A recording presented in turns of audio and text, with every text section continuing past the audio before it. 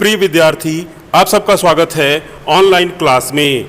आज हम लोग आचार्य महावीर प्रसाद द्विवेदी का जीवन परिचय पढ़ेंगे। आइए शुरू करते हैं आचार्य महावीर प्रसाद द्विवेदी का जीवन परिचय। हिंदी साहित्याकाश के दैदीप्यमान नक्षत्र आचार्य महावीर प्रसाद द्विवेदी युग परिवर्तक, साहित्यकार, भाषा के परिष्कारक, समालोचना के सूत्रधार एवं यशस्वी संपादक थे। इनका जन्म रायबरेली जिले के दौलतपुर ग्राम में सन 1864 ईस्वी को हुआ था। इनके पिता पंडित राम सहाय द्विवेदी ईस्ट इंडिया कंपनी की सेना में साधारण सिपाही थे। घर की आर्थिक स्थिति अच्छी न होने के कारण द्विवेदी जी ने स्कूली शिक्षा समाप्त करके रेलवे में नौकरी कर ली तथा घर पर ही संस्कृत, मराठी, बांग्ला, अंग्रेजी और हिंदी भाषाओं का अध्ययन किया। सन 1903 ईस्वी में रेलवे की नौकरी छोड़कर सरस्वती पत्रिका का संपादन आरंभ किया और हिंदी भाषा की सेवा के लिए अपना शेष जीवन अर्पित कर दिया। इनकी हिंदी सेवाओं से प्रभावित होकर इनको काशी नागरिक प्रचारणी सभा ने आचार्य की उपाधि से तथा हिंदी साहित्य सम्मेलन ने साहित्य वाचस्पति की उपाधि से सम्मानित किया। आचार्य महावीर प्रसाद द्विवेदी का निधन 1938 ईस्वी को हुआ। साहित्यिक सेवाएं। आचार्य महावीर प्रसाद द्विवेदी हिंदी साहित्य के युग परिवर्तक साहित्यकार हैं। साहित्य रचना में इनकी रुचि आरंभ से ही थी। रेलवे में नौकरी करते हुए भी ये साहित्य रचना करते रहे, परंतु इनकी साहित्य साधना का विविध शुभारंभ सरस्वती पत्रिका के संपादन अर्थात 1903 ईस्वी से ही होता है। सरस्वती का सफलतापूर्वक संपादन करते हुए इन्होंने भारतेंद्र युग के हिंदी गद्य में फैली अनियमितताओं, व्याकरण संबंधी अशुद्धियों, विराम चिन्हों के प्रयोग की त्रुटियों, पंडिताऊपन और अप्रचलित शब्दों के प्रयोग को दूर कर हिंदी गद्य को व्याकरण के अनुशासन में बांधा और उसे नवजीवन प्रदान किया। इन्होंने हिंदी के भंडार को समृद्ध बनाने के लिए नए नए विषयों पर मौलिक और अनुदित ग्रंथों की रचना भी की।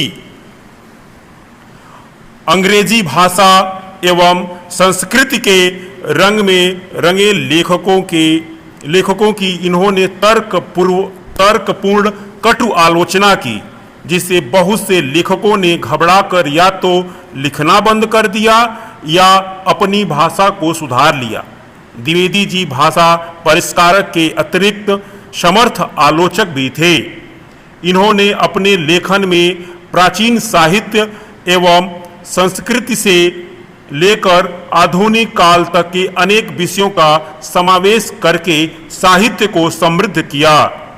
द्विवेदी जी ने वैज्ञानिक आविष्कारों, भारत के इतिहास, महापुरुषों के जीवन, पुरातत्व, राजनीति, धर्म आदि विविध विषयों पर साहित्य रचना की। निबंध लेखन के रूप में इन्होंने निबंध साहित्य को नई दिशा और सामर्थ्य प्रदान की। द्विवेदी जी ने 5 प्रकार के निबंधों की रचना की: शुद्ध साहित्यिक, आध्यात्मिक, ऐतिहासिक, जीवन परिचय संबंधी और वैज्ञानिक।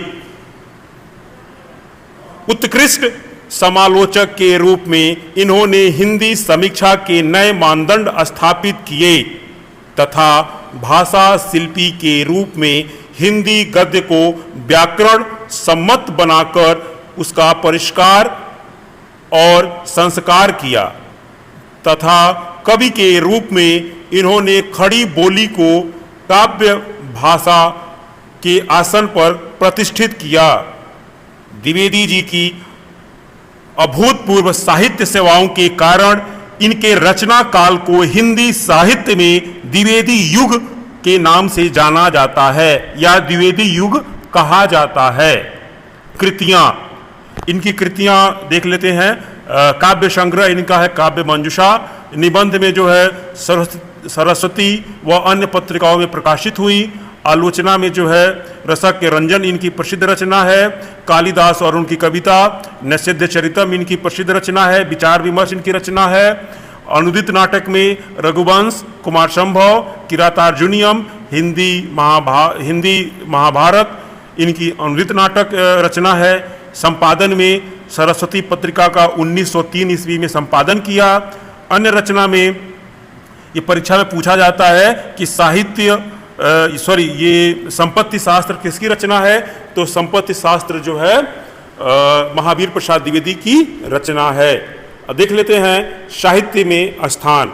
द्विवेदी जी हिंदी गद्य के उन निर्माताओं में से हैं जिनकी प्रेरणा और प्रयत्न से हिंदी भाषा को संबल प्राप्त हुआ। इन्होंने और इनकी सरस्वती ने अपने युग के साहित्यकारों का मार्गदर्शन कर अपनी प्रतिभा से पूरे युग को प्रभावित किया। ये रहा महावीर प्रसाद द्विवेदी का जीवन परिचय या महावीर प्रसाद द्विवेदी का साहित्यिक परिचय। परीक्षा में आपसे सवाल पूछा जाएगा कि महावीर प्रसाद द्विवेदी का साहित्यिक परिचय लिखिए। जीवन परिचय नहीं पूछा जाता है, साहित्यिक परिचय पूछा जाता है। तो जो मैंने साहित्य में स्थान इनको बताया, ये आपके स्क्रीन पे दिख रहा है, और साहित्य सेवाएं जो मैंने बताया वही साहित्य सेवाएं आपको विशेष करके देना पड़ता है। ये कंप्लीट आपका एक नोट्स है, आप इससे लिख के और नोट्स बना के और याद कर लीजिए। परीक्षा में जैसे लिखा गया है ऐसे आप लिखेंगे, अच्छा आपको नंबर मिलेगा। आज के लिए धन्यवाद, मिलते हैं कल के वीडियो में।